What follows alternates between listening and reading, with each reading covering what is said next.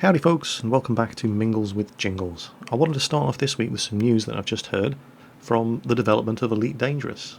The latest Elite Dangerous newsletter appeared in my inbox along with this video, which is showing off the modelling of the interior and cockpits of some of the ships that are or are going to be available in the game. And it's not just eye candy, because you're going to be able to board and capture other player-controlled ships. So all you budding space pirates have got something to start getting excited about. The interior of all the space stations is obviously also going to be modelled, and at some point in a future expansion, the surface of all the planets. Which brings me on to the next piece of news, which is about the lifetime expansion pass for Elite Dangerous. It's available for the price of £35. But it's not going to be on sale forever. You've got a week left. After the 29th of July, you will no longer be able to buy the lifetime expansion pass for Elite Dangerous. So if you get in early now, you'll save yourself the price of every future expansion for the game when it's released. If you're interested, link in the video description. In last week's Mingles with Jingles, we made some confessions about all the noob stuff that we did when we started playing World of Tanks, and you guys didn't disappoint me in the comments by revealing your secret shameful things that you did when you started playing World of Tanks. There's a good one here from Cactus Force X. When he started playing, the first thing he did was he looked through all of the tanks in the tech tree that he had a reasonable chance of getting access to early on in the game. And he looked for the tank that had the highest caliber gun at tier 2, thinking, well, that must be the best tank. So of course he went and chose the Bison self-propelled gun. And just like I did, he played it like a very bad tank destroyer and kept raging at how much more accurate everybody else was. You would probably be amazed at how many people did that when they first started playing, especially with the artillery. Another surprisingly common one, and Ignorant Papaya has admitted to this one, is that when he first started playing, him and his friends had no idea how to zoom in, and they played their first couple of hundred games in third-person view. But the thing is, at the time, World of Tanks didn't have a tutorial, and how much prior experience did you have with arcade tank simulators before World of Tanks came out? So it's completely understandable that people are going to make noob mistakes like this. Of course, there is a tutorial in the game now, so hopefully, newer players aren't going to be making the same kind of stupid mistakes that we did. But even with the benefit of the tutorial, there are still things in the game that aren't completely obvious. Packer smokes, and again, this one is surprisingly common. The worst thing that he did was he misunderstood the way the whole accuracy rating thing works. Now they call it dispersion, but it's still not crystal clear exactly what it means, and we're talking about the accuracy or dispersion rating of the guns on your tanks. He thought that the bigger number was better. Bigger number and everything else is better. The more the horsepower of your tank, the better. The more the traverse speed of your tank, the better. The thicker the armour of your tank, the better. But it's the lower the number of the accuracy or dispersion of your gun, the better. The lower the aiming time, the better. So he thought that, oh, fantastic, a tank with a .42 accuracy is going to be better than a tank with .32. Nope. When Packer Smokes first got the Tiger, he noticed it had a much lower accuracy number than everything else, and he was, hang on, that can't be right. Well, I'll try matching it and see. Found that he could shoot a round up a flea's arsehole, and then the truth finally dawned on him. Just in case you haven't actually grasped the full significance of what he just confessed to. He was driving a Tiger, which is a tier 7 tank, before he understood how shot accuracy or dispersion worked. And I'll guarantee that there are people watching this episode of Mingles with Jingles, regardless of what stage of their World of Tanks career they're at, who do not realise how accuracy works. So for your benefit, here it is. That dispersion number, the accuracy of your gun, what that actually means is that's the distance in meters at which your shot is likely to deviate from your point of aim if you're firing at a range of 100 meters.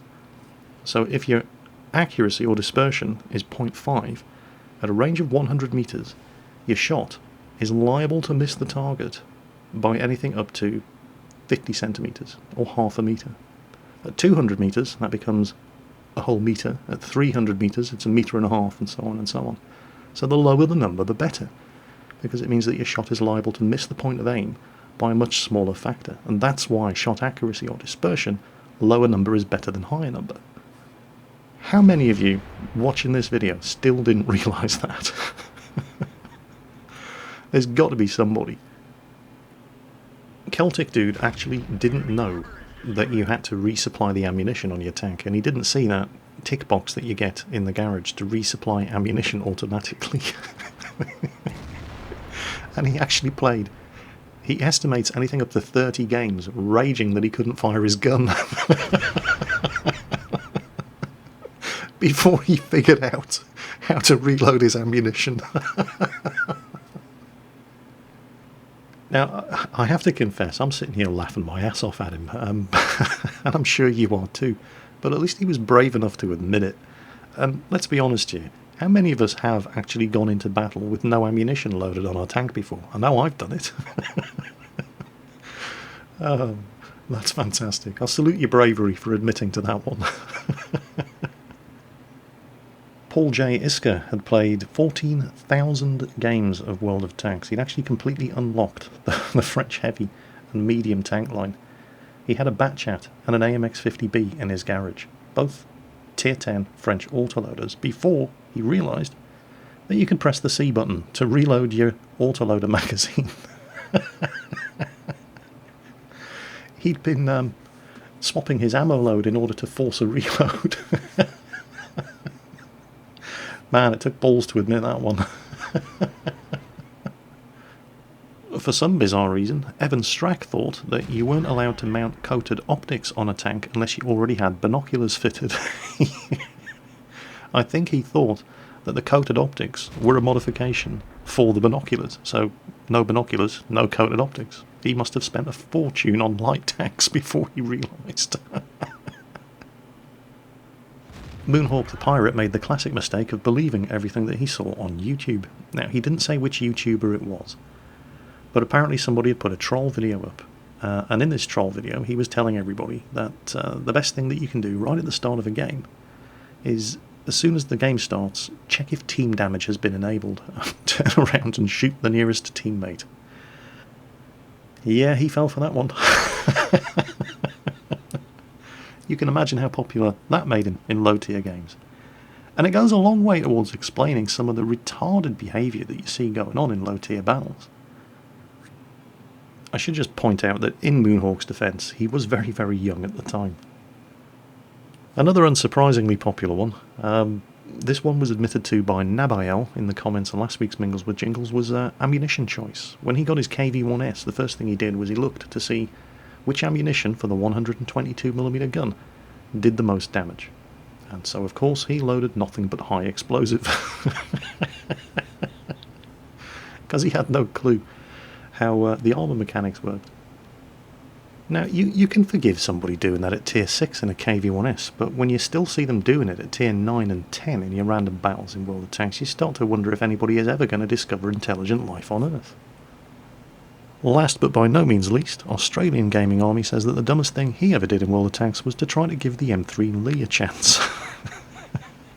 Yeah, we've all been there. We feel your pain. But don't worry, it's going to be worth it when you get to the Sherman. It's probably just not going to be a particularly enjoyable process, because that tank is shit. Oh no, now I've done it. Now I've gone and upset all the M3 Lee fans. Yeah, both of them. Next up, I got critted in the face by a wall of text from 05 Hogs Rule after last week's Mingles with Jingles, and I couldn't possibly read out everything that he sent me. Literally, there were paragraphs upon paragraphs of stuff, and it was all good stuff, but one point in particular in his last paragraph was in reference to something that I mentioned in last week's Mingles with Jingles, and was talking about how I basically buy all of my games. While all the other YouTubers are laughing at me, because it never occurred to me to ask for review copies of games from developers. And he and a number of others raised a very, very good point about that. And talking specifically about, make sure I get the name right this time, because I misquoted their name at least 4 times. Obsidian Software, not Oblivion Software. Obsidian's new game, Armoured Warfare. It's a modern tank battle game. It's currently being developed by Obsidian Software, and there's a better than average chance I'm going to be able to get into the beta test of that. And I'd mentioned in last week's Mingles with Jingles that why haven't I been doing this before? All the other YouTubers are going, "Oh, Jingles, you noob, you don't buy games, you just send off for review copies from the developers." And I've never been doing that, and I had been buying my games the same way, I hope, all the rest of you have been. And a bunch of you raised a very valid point about that. But I think Hog's Rule, along with everything else that he wrote to me, articulated the point best, and it's to do with objectivity. Because I do I pay for all of my software, I'm able to remain objective. It's not like I'm in somebody's pocket. I don't owe a developer a good review or a good appraisal of their software because they've let me have it for free. And essentially what Hog's Rule said was that while he was happy for me to get this kind of offer from various different developers, I need to be aware that they're not after me for my personality. They're after me for my subscriber base. There's more than 250,000 of you out there. And the subscriber base is all that they're interested in. It's a pure business relationship as far as these developers are concerned. And there's nothing wrong with that as far as the developers are concerned. At the end of the day, software developers are businesses. They have to protect their investment. But as soon as you start accepting preferential treatment from developers, then strings start getting attached. Just as an example of the sort of thing I'm talking about, there's a British software developer whose name I cannot tell you. They have one reasonably popular game out on Steam at the moment, and they are working on a project that they think I, and therefore you, might be interested in. But before they can even tell me about it, I've had to print, sign and post a non-disclosure agreement. I actually put it in the post this morning. Now, having told you all of that, you are now in the position of knowing exactly as much about the new game that they have in development as I do. All I know about whatever the hell this game is, that based on the content that I put up on YouTube, they're developing something that I, and therefore you, might be interested in, and they want me to take an early look at it while it's in development, but there are already strings attached. Completely understandable, they have to try to protect their investment, but it is going to start raising questions about objectivity.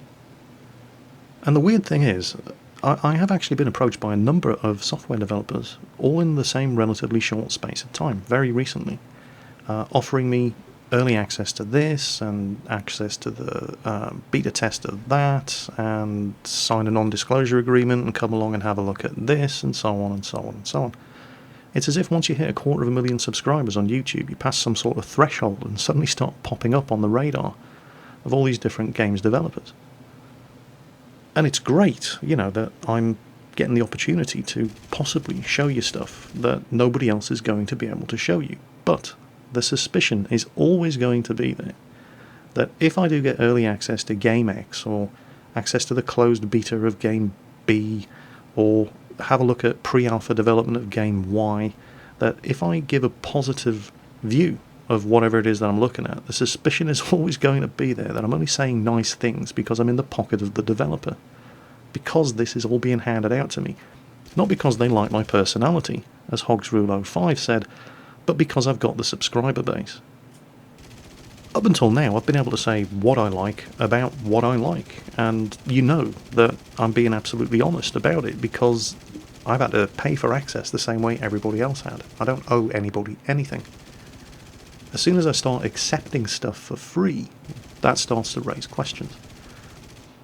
Now obviously I'd be pretty dumb to turn down an offer to take a look at early development of a game that I might be interested in, but I guess what I'm going to have to do is just be upfront. Any video that I do based on early access, preferential treatment, any kind of obligation that might possibly exist between myself as a reviewer and the developer as the guy who's trying to promote the product, what I'm going to have to do is just be honest about it, be upfront, let you know that the video you're about to see about whatever game that's currently in development is subject to certain limitations based on the terms of whatever non-disclosure agreement I have signed. Spell it out for you, let you know exactly where I stand, and allow you to draw your own conclusions. If you think I'm being honest about it, great. If you think I'm in the pocket of the man, well, nothing I can do about that. I'll just be as honest as I can possibly be. I have actually broken non-disclosure agreements before. I got into the War Thunder closed beta test for Ground Forces, and at the time, the strictures of that non-disclosure agreement were that you were not allowed to say anything negative about War Thunder Ground Forces, and I paid no attention to that. Where I thought something was bad, I said it was bad. Where I thought something was good, I said it was good. I thought that I gave, praise where praise was due and criticism where criticism was due. And most of my War Thunder Ground Forces coverage was overwhelmingly positive. I didn't think there was an awful lot wrong with it. And Gaijin seemed to have been satisfied with that, because the terms of that non-disclosure agreement were just that if you broke it, you stood a chance of having your closed beta test access revoked, and that never happened. So Gaijin appeared to have accepted that, I was staying within the spirit, if not the letter, of the non-disclosure agreement. But if I ever get to the stage where I sign a non-disclosure agreement with those kind of terms and it says you're not allowed to say anything negative about a game, and I find myself in the position where there's a lot wrong with it that I want to address, hopefully, so that the developer will address it before the thing goes live, but I'm not allowed to say that because, just having your beta access revoked is fairly minor, but I'm starting to get into the sort of realms where I'll be signing non-disclosure agreements with people who are going to sue my ass if I break them. Then I'm just going to have to not do a review of their product.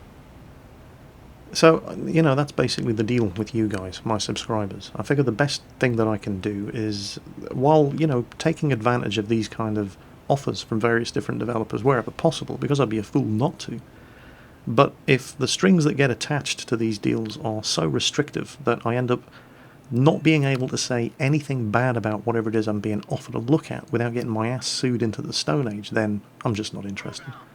And when I do a video of these kind of things, I'll be upfront and honest, and I will make sure that you guys know the restrictions under which I am reporting, so you can then make your own conclusions on the objectivity of whatever it is I'm saying in the video.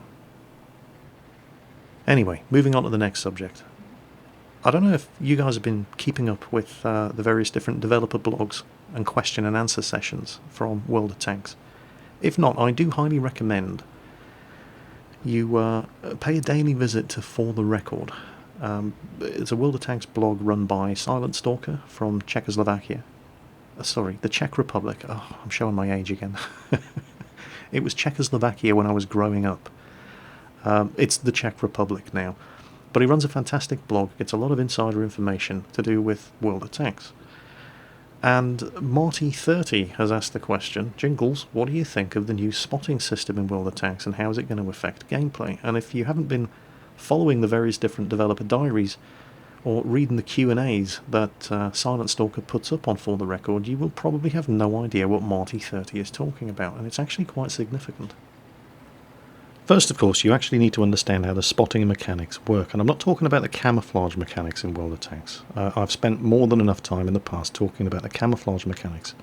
Hopefully you all understand how those work. Camouflage mechanics are related to it, but it's not the whole story. There are various different points on your tank, which we're going to call observation points, and they're obvious points, things like observation ports, the commander's hatch, and so on and so on. And what the game is doing is constantly checking and calculating using a system known as ray tracing to see if any line of sight exists between these different observation points on your tank and any enemy tanks that might be in view. Now, that's the basic version.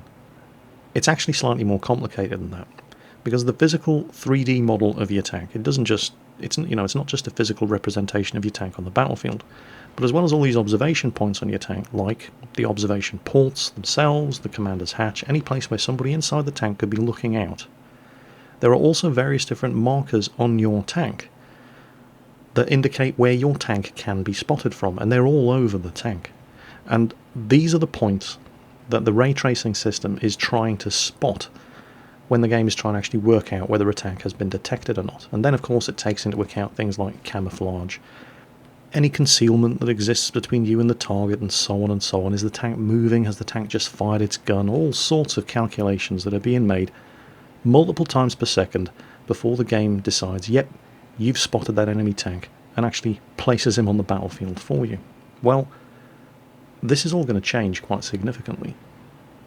I don't pretend to understand the details of what they're actually doing to physically change the way it all works, but they're optimizing the system so that the number of calculations that are being made to determine whether or not you have actually spotted a tank happens more often per second. At the moment, the way the game calculates it depends on the range between yourself and the tank that you're trying to spot. If a tank is a certain distance away, it only checks once a second.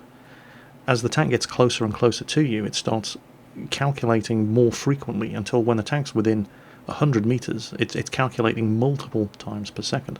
And that explains why sometimes you might be sitting on a map and you're looking at a known choke point with a patch of open ground in the middle, and you know you've just seen an enemy tank heading in that direction, and then he drops off your radar because nobody's spotting him anymore, and you're pre-aimed at the spot that you know he has to cross in order to get from one piece of cover to the next.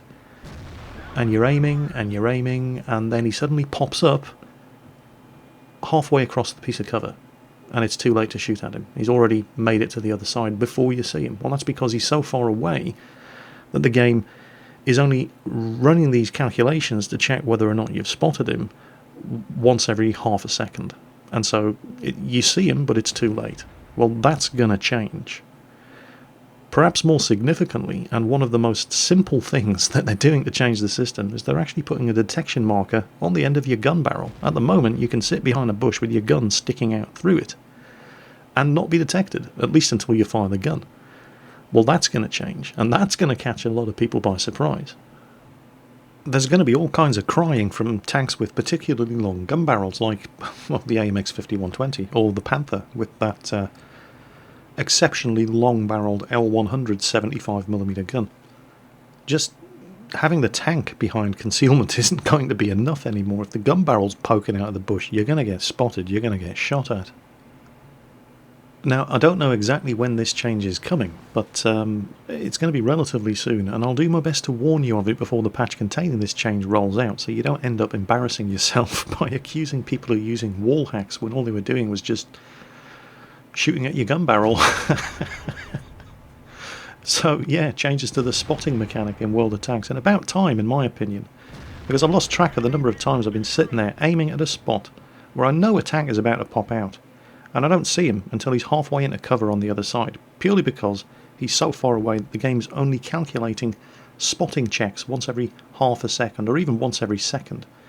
And what should have been a kill, or at the very least a hit and some damage done, because I saw the guy moving into that spot and I knew he was going to be there, but the game was just, nope, sorry, he's too far away, I'm not checking.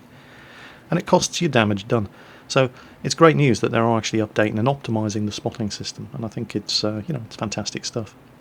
Because at the moment I'm gaming the system rather than fighting the tank. When I'm in that sort of position, I know that I'm not going to spot the guy until it's almost too late, and so instead of aiming at where the tank is likely to pop out, I'm aiming at where I know I'm likely to see him by the time the spotting system actually tells me he's there. And it just distracts from the realism and the immersion of the whole process, because I'm trying to adapt to game mechanics rather than just trying to fight the tank. And anything that reduces the amount of gaming the system rather than fighting the tank can only be a good thing, in my opinion.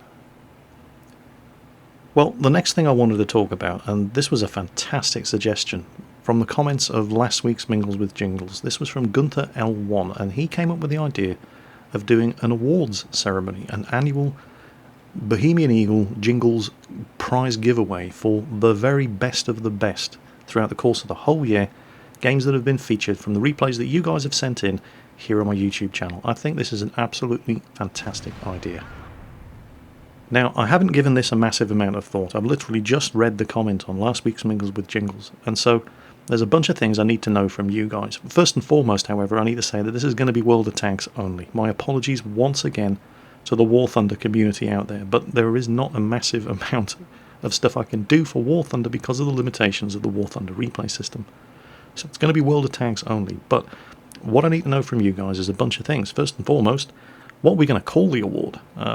Hollywood has the Oscars, so what are we going to have?